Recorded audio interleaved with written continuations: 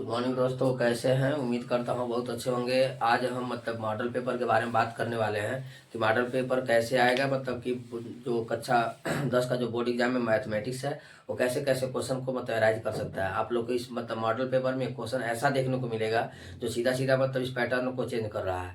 और ये model paper आप लोग का कि यूपीएमएसपी पे क्या है कि डाउन उपस्थित है। तो उस मॉडल पेपर में एक ऐसा भी क्वेश्चन देखने को मिला है जो सीधे क्या कर रहा है कि इसके पेपर के पैटर्न को चेंज करने की की बातें समझ में आ रही है। तो यहाँ पे आप लोग देखेंगे अपने लिखा है कि मॉडल पेपर 2024 और 25 में गणित का है और ये कि अपलोडेड है यूपीएमएसपी पे। ये नहीं अलग से बनाया गया है ऐसा कुछ, यूपीएमएसपी इसको अपलोड कर रहा है, अपलोड किया हुआ है। तो उस चीज को हम लोग क्या करेंगे, सॉल्व करेंगे।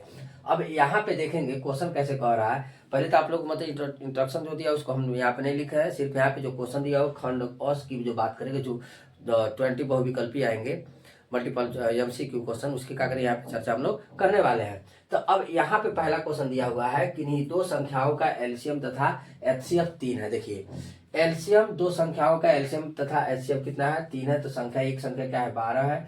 तो कह रहा है कि तो दूसरी संख्या क्या होगी हमको बता देना है। कह रहा है कि एक संख्या देखिए एलसीएम तथा एचसीएफ कितना दे दिया है, 3 दे दिया है। तो एक संख्या 12 दे दिया है, तो दूसरी संख्या क्या दे दिया आप लोगों को, हमको क्या करना है, बता देना है क्या कितना होगा।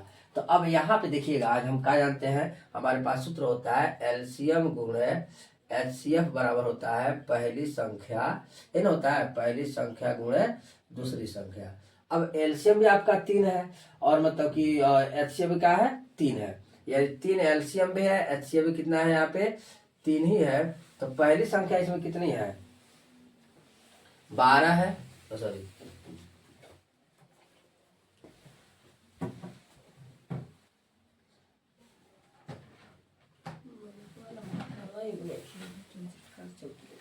क्वेश्चन की छूट गया है, एलसीएम में 60 है।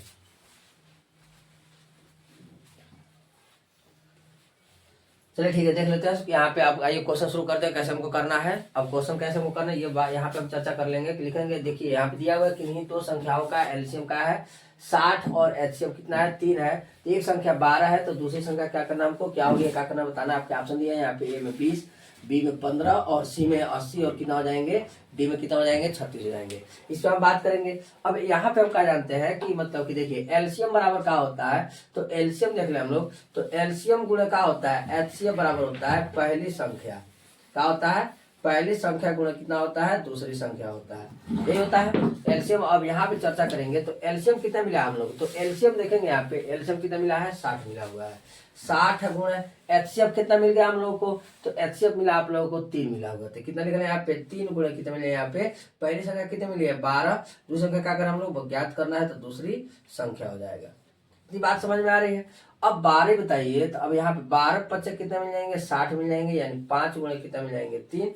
यानी दूसरी संख्या कितने मिल जाएगी आपको, 5 तिहाई 15। यानी दूसरी संख्या कितने मिल रही है हम लोगों को, दूसरी संख्या 15 मिल जाएगी। यानी ऑप्शन इसमें कौन सा सही हो जाएगा, बी हमारा क्या हो जाएगा, सही हो जाएगा। इसी तरह से देखिए अब इनके की शॉर्ट ट्रिक यही है ना। आगे देख लेते हैं। यहाँ पे कह रहे हैं कि एक शून्येतर परिमेय संख्या और अपरिमेय संख्या का गुणनफल होता है।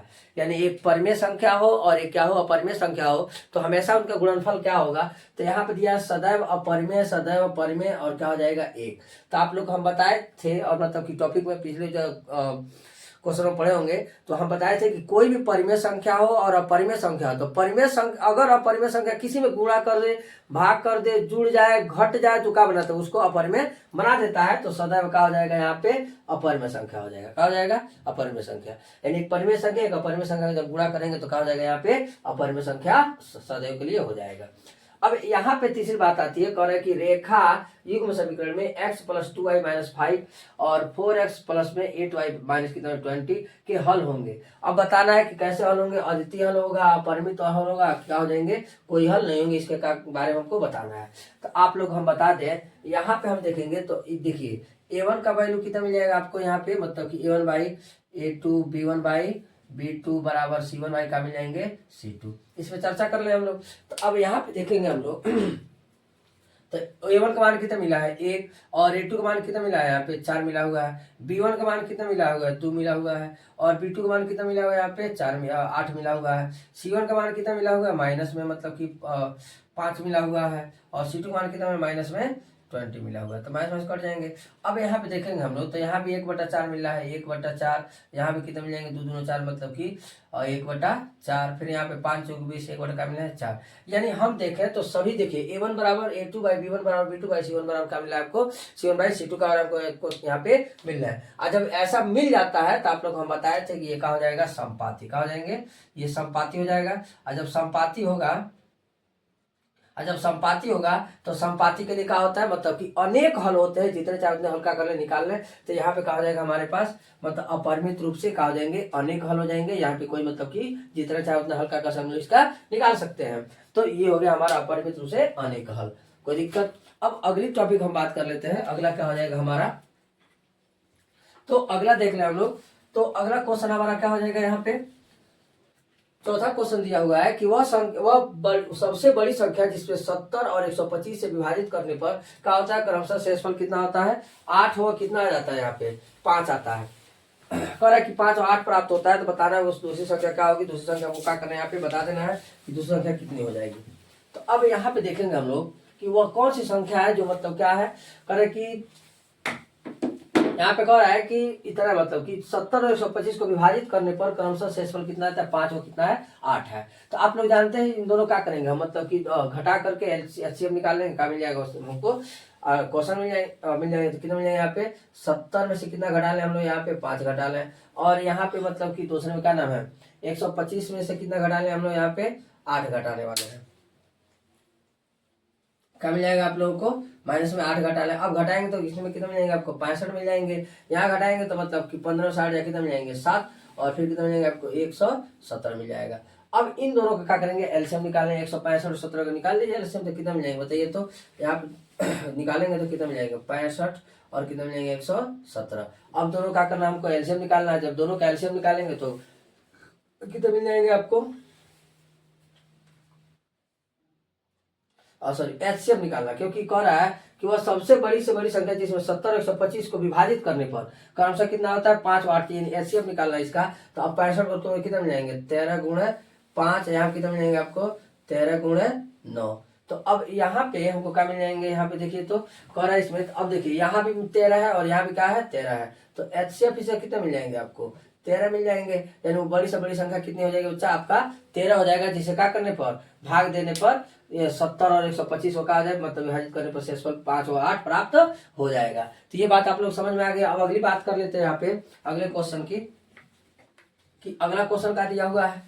तो अगला क्वेश्चन दिया हुआ कि 3 के प्रथम 5 गुणजों का क्या करना योग है, यानी 3 के प्रथम 5 गुणजों का योग क्या करना बताना है। तो 3 के प्रथम 5 गुण कौन कौन कौन हो जाएंगे बताइए। पहला 3, दूसरा कितना मिल जाएंगे 6, 9 कितना मिल जाएंगे 12, और कितना 3 5 15 हो जाएंगे। अब इनका क्या करना हमको योग बताना है। तो हम क्या जानते हैं एस एन बराबर में, एस एन बराबर 1 2 3 4 5 हो रहा है, तो 5 बटा कितना मिल जाएंगे 2।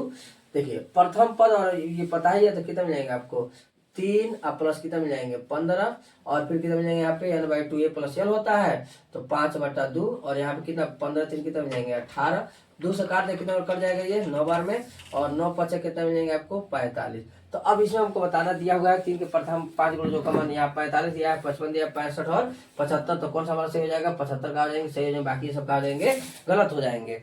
तो अब यहाँ पे हमने कहा कि आसानी से इसको निकाल दिया हुआ है। अब यहाँ पे जिस क्वेश्चन की हम चर्चा कर रहे थे सीधे पैटर्न बदलने की बात कर रहा है, तो यहाँ पे ये क्वेश्चन है कि द्विघात समीकरण 2x square minus 4x plus 3 बराबर 0 के क्या कर बारे में निम्न कथनों पर विचार करना है। यानी पहले तो इस पर विचार करना है, फिर उसके बाद से नीचे आप लोग देखिए, ये नहीं कि मतलब इसको क्वेश्चन पढ़े और मतलब कि ठाए से मतलब मारे आंसर मतलब मिल गया, ऐसा नहीं हुआ है। हम क्या करेंगे पहले क्वेश्चन को सॉल्व करेंगे, और उसके बाद से यहाँ पे दिए गए समीकरण में विचार भी करना है, और विचार करने के बाद फिर नीचे आपको क्या दिया ऑप्शन दिया हुआ है यहाँ पे 1 और 2 सही है, कि 1 और 4 सही है, कि 3 और 4 सही है, कि मतलब कि सिर्फ एक ही सही है बाकी और कोई सही नहीं है। तो इस कंडीशन में क्या करें इसको सॉल्यूशन मतलब कि यहाँ पे निकालेंगे। तो आइए हम सब मतलब इसका क्या करते हैं चर्चा कर लेते हैं। तो यहाँ पे क्या हो जाएगा, अब यहाँ पे हम बात कर लेते हैं तो अब देखिए कह रहा है कि 2x स्क्वायर माइनस मतलब एक द्विघात समीकरण है, द्विघात समीकरण है 2x का स्क्वायर माइनस 4x प्लस में 3 और इक्वल का 0 के बारे में हमको क्या करना, निम्न कथनों पर विचार करना है। तो अब बताना इसका विविक्तर शून्य हो से कम है। तो पहले विविक्तर देखें भाई, विविक्तर क्या हो रहा है, विविक्तर क्या हो जाएगा यहाँ पे, एक ए मतलब कि ए का वैल्यू कितना मिल जाएगा यहाँ पे 2 मिल जाएगा आप लोगों को, और बी का वैल्यू कितना मिल जाएगा यहाँ पे माइनस में 4 मिल जाएगा, बी का वैल्यू कितना मिल जाएगा आपको माइनस में 4 मिल जाएगा, सी का मान कितना मिल जाएगा आपको यहाँ पे, सी का मान आपको यहाँ पे प्लस में 3 मिल रहा है। अब विविक्तर ज्ञात करेंगे तो विविक्तर के लिए फार्मूला क्या होता है आपको पता ही है, विविक्तर बराबर कितना होता है बी स्क्वायर माइनस में 4ac। अब बी का स्क्वायर मतलब माइनस 4 का क्या करेंगे स्क्वायर माइनस में 4, ए का वैल्यू कितना मिला आप लोगों को 2 मिला हुआ है, सी का मान कितना मिला 3 मिला हुआ है, 4 चौक कितना मिल जाएंगे 16, 4 दूना 8 3 कितना मिल जाएंगे 24। अब यहाँ पे 16 मतलब कि 16 में 24 घटाएंगे कितना मिल जाएगा माइनस में 8 मिल जाएगा, ये मिल जाएंगे। अब बताइए आप लोगों को पता है कि और विविक्तर का मान क्या हो जाए माइनस में 0 आ जाए। तो अब यहाँ पे क्वेश्चन पे आता है, कह रहा है कि निम्न समीकरण में दिए गए विविक्तर का मान 0 से कम है, ये पहली बात कह रहा है।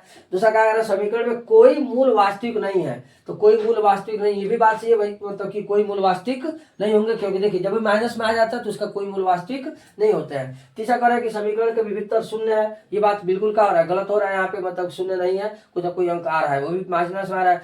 समीकरण के मूल वास्तविक है, ये भी बात क्या है गलत है, जब मतलब कि माइनस में आ जाता है तो उसके मूल वास्तविक नहीं होते, ये दोनों गलत है। यानी कौन सी बात सही हो रही है, ये बात सही हो रही है और ये बात क्या हो रही है सही हो रही है, इसलिए क्या हो जाएगा यहाँ पे आपका कथन नंबर 1 हो जाएगा। इसमें 1 और 2 सही है, 1 और 4 सही है, 3 और 4 5 सही है, और डी में का दिया 1 और ये सही है। तो बात आप लोगों को समझ में आ गई है कैसे इसको क्वेश्चन क्या कर हमको सॉल्व करना है। अब आगे हम देख रहे थे मतलब कि 7, 8, 9 तो सब पूरे क्वेश्चन आप लास्ट तक बने रहेंगे, टोटली क्वेश्चन आप लोगों को यहाँ पे बताने वाले हैं। ओके यहाँ पे 7वां क्वेश्चन देखेंगे। तो 7वां क्वेश्चन कह रहा है कि एओबीसी एक आयत है, एओबीसी का एक आयत है जिसके 3 शीर्ष इतने और इतने और इतने, मतलब ए बराबर दे दिया है, ओ बराबर दे दिया और क्या दे दिया बी दे दिया, तो इसका विकर्ण हमको बताना है। तो अब बताइए आयत की बात करें तो आयत हमारा कैसा होता है, ऐसा ही होता है ना। तो यहाँ पे ए ओ का दिया है बी, यही तीनों शीर्ष दे दिया है, एक शीर्ष आपको दिया हुआ है 0,3 दे दिया, कितना 0,3 दे दिया है। दूसरा वाला हमको यहाँ पे दे दिया है 0,0 दे दिया है, और एक का दे दिया हमको बी बराबर में 5 कितना दे दिया है 0 दे दिया है। अब हमको क्या बताना है, इसका विकर्ण बताना है कि विकर्ण कितना होगा। तो अब बताइए विकर्ण मतलब ये ना हो जाएगा इसकी बीच की दूरी ही तो होगी, तो बीच की दूरी यहाँ पे निकालेंगे तो बीच की दूरी क्या हो जाएगा, मान लीजिए x1 y1 और क्या हो जाएगा x2 और y2। अब यहाँ पे हम क्या करेंगे, हम क्या जानते हैं x2 माइनस x1 का होल स्क्वायर, यानी कितना मिलेंगे 5 माइनस में 0 का हो जाएगा होल स्क्वायर, अब प्लस कितना मिलेंगे यहाँ पे 0 माइनस में 3 का हो जाएगा होल स्क्वायर हो जाएगा। अब सॉल्व करेंगे तो यहाँ पे कितना मिल जाएंगे आपको 5 का स्क्वायर करेंगे, यहाँ पे कितना मिलेंगे आपको माइनस मतलब कि 3 का हो जाएगा स्क्वायर हो जाएगा।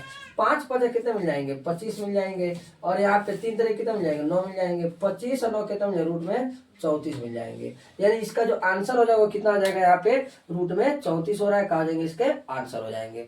अब अगला क्वेश्चन यहाँ पे कह रहा है कि एक्स स्क्वायर प्लस के एक्स माइनस 5/4 का एक मूल 1/2 है। तो कह रहा है के का मान का करना हमको बता देना है, यानी एक मूल हमको दे दिया है, एक्स का ही वैल्यू दे दिया है, 1 का दिया है 2 दे दिया है। जब एक्स का मान 1/2 दे दिया है यहाँ पे तो क्या मिल जाएंगे एक्स का स्क्वायर प्लस में के एक्स माइनस में 5/4, और एक्स बराबर कितना दे दिया है यहाँ पे देखिए तो एक्स बराबर 1/2 दे दिया है। तो x बराबर 1 क्या कर ले 2 रख ले, कितना मिल जाएंगे 1/2 का क्या करेंगे स्क्वायर प्लस में k इंटू 1 कितना मिल जाएंगे 2 माइनस में 5/4। अब यहाँ पे सॉल्व कर लो इसको हम लोग, तो अब 1/2 की स्क्वायर करेंगे कितना 1/4 मिल जाएंगे, प्लस कितना मिल जाएंगे यहाँ पे k 1/2 1/2 के मिल जाएंगे, या k बटा क्या कर ले 2 कर ले। अब इधर पर माइनस में जाए तो किसमें हो जाएगा प्लस में हो जाएगा ना, तो 5 बटा कितना कर ले 4 कर ले, इसको उधर भेज ले कितना मिल जाएंगे k/2 बराबर में 5/4 माइनस में 1/4। अब इनको सॉल्व कर लेंगे हम यहाँ पे, तो कितना मिल जाएंगे आप लोगों को k/2 बराबर में 5 में से कितना मिल जाएंगे 4/4 मिल जाएंगे, 4 से 4 का हो जाएगा कट जाएगा, k बराबर कितना मिल जाएंगे 2 मिल जाएंगे। यानी अब यहाँ पे देख लें तो इसका आंसर क्या हो जाएगा बताइए। तो यहाँ पे कह रहा है कि 2 है -2 है 1/4 और क्या दिया हुआ 1/2, तो आपका सही ऑप्शन कौन हो जाएगा यहाँ पे ऑप्शन नंबर 1 आ जाएंगे, इसके ऑप्शन हो जाएंगे आंसर हो जाएंगे। अब कह रहा है कि यदि दो त्रिभुज समरूप होते हैं तो त्रिभुज समरूप होने के लिए आप लोग शुरू में ही हम बताए थे कि त्रिभुज समरूप कब होता है? या तो उनके मतलब कि कोण का हो जाए बराबर हो जाए, या तो उनके मतलब कि संगत भुजाएं क्या हो जाए, अनुपातिक हो जाए। यही होता है मतलब त्रिभुज के समरूप होने का। तो अब यहाँ पे कह रहा है कि यदि इनके संगत कोण बराबर है, यदि इनके संगत कोण क्या है, बराबर है, तो भाई इसमें समरूप होगा ही होगा। बात तो सही है। तो ये बात हमको सही लग रही है, चलिए इसको सही कर लेते हैं। अब आगे पढ़ लेते हैं। इनकी संगत भुजाएं अनुपातिक है, ये भी बात क्या है, सही है। इनकी भुजा भी का मतलब कि अनुपातिक होनी चाहिए, ये भी बात सही है। अब कह रहा है कि उपयुक्त दोनों, तो ये तो दोनों बात सही लगा। अब लास्ट में भी तो पढ़ रहे हैं, इनमें से कोई नहीं, मतलब यहाँ पे ये वाला भी सही था, लेकिन ये भी सही था, लेकिन हमको क्या करना है, यहाँ पे उपयुक्त तो दोनों दे दिया, ये दोनों सही लग रहा है, कहाँ आंसर लग जाएगा हमारा, यहाँ पे कहा उपयुक्त तो दोनों में कहा जाएंगे हमारे आंसर का टिक लग जाएंगे।